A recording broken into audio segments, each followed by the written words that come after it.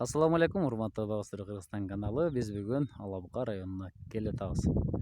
Эртеге буюрса, Чаткал районунда Сумсар деген жеринде болот. Буюрса, ошол жерде бак маалымат боюнча беребиз. Абасы таза мыныкы, сонун жерге келатабыз. Ала Бука ушул жерден башталат экен. Ала Буканын айкели турат мында. Эстелиги турат. Ала Бука району. Бул жерде шамал катуу болот окшойт. Биздин желегибиз да жарымына түшүп, жарым тутулуп калыптыр. Алмаштырып койсо болот экен. Кадимкидей жаз келип калыптыр, бул жерде да күн ысып. Карлар жок. Чөптөр эми гана жашара баштаптыр, эми гана. Буюрса сиздерди күтөбүз. Эртеге сиздерди Сумсардан, бүрсүгүнү буюрса Ала Бука администрациясынан күтөбүз.